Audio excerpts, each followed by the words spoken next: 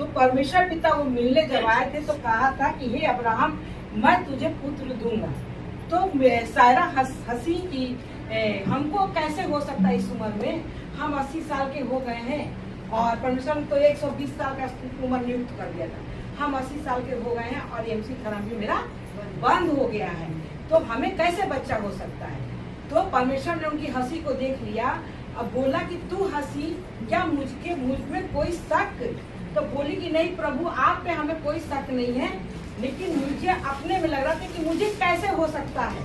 तो उन्होंने कहा कि मेरे लिए कोई काम कठिन नहीं है। लेकिन इतना भी परमेश्वर पिता कहने के बाद परमेश्वर पिता गए और फिर परमेश्वर पिता 10 साल के बाद फिर अब्राहम के पास आए।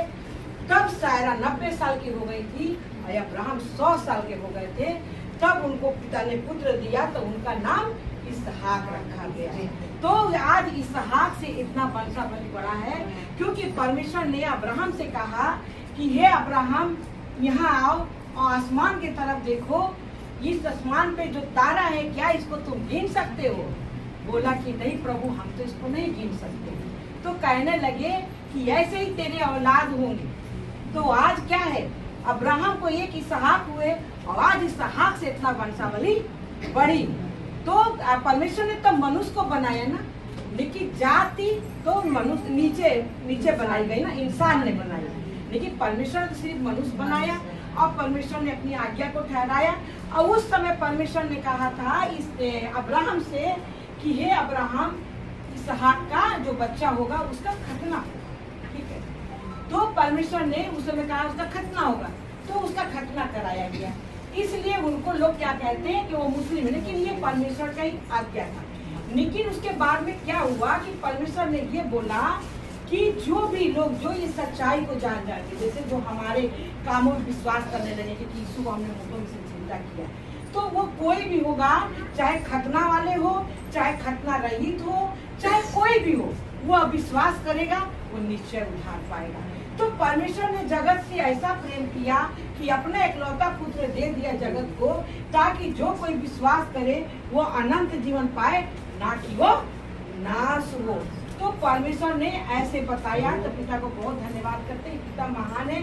और आज जो है जो भी परमेश्वर का होगा, लेकिन परमेश्वर पिता आप जानते हैं कि कोई भी हर आदमी को खतना नहीं कराएगा ना, लेकिन आज भी वही प्रथा मुसलमानों में चल रही है और उनको वो जरूरी होता है, क्योंकि ये आज्ञा यहोवा का ही है, परमेश्वर का ही है, खुदा का ही आज्ञा है कि जो तेरे घर में औलाद होगा उसका खतना होना चाहिए। तो वो लोग इसलिए खतना कराते हैं। अब खतना करने के मतलब कि वो बच्चा शुद्ध हो जाता है, और खतना कराने मतलब उसमें ये होता है कि जो बच्चा को खतना हो गया तो उसमें ना जैसे ऊपरी बाधा वो टच नहीं करती। ये प्रथा था पहले की, क्या कि जैसे चोट चपाटा अगर लग गया तो उसको ना जैसे कि कोई उसको ग्रहण नहीं करता। जैसे कि क्या होता है, बलि चढ़ाने की बात आती है तो ये होता है ना कि बलि बिल्कुल ना बहुत बढ़िया होना चाहिए, बिल्कुल उसमें कुछ भी कोई दिक्कत नहीं होनी चाहिए।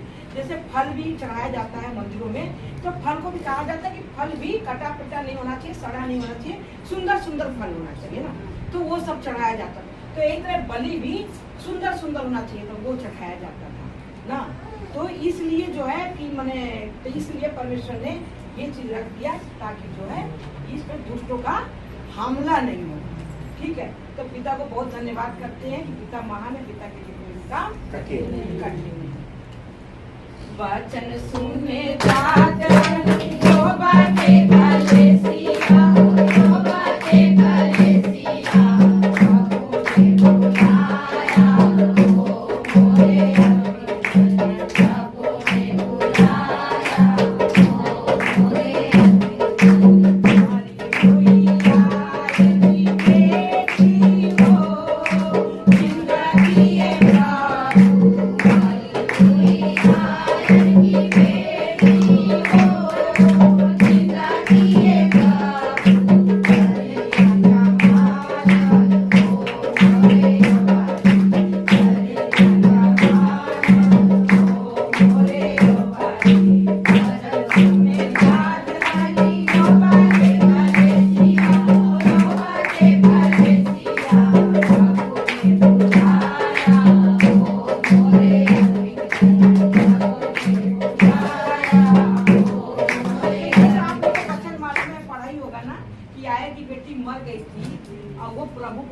सुनने के लिए। तो जब प्रभु आए तो प्रभु ने याए की बेटी को कहा कि ये मरी नहीं है, ये सो रही है, और उसको उन्होंने खड़ा कर दिया कि बेटी उठ खड़ी हो।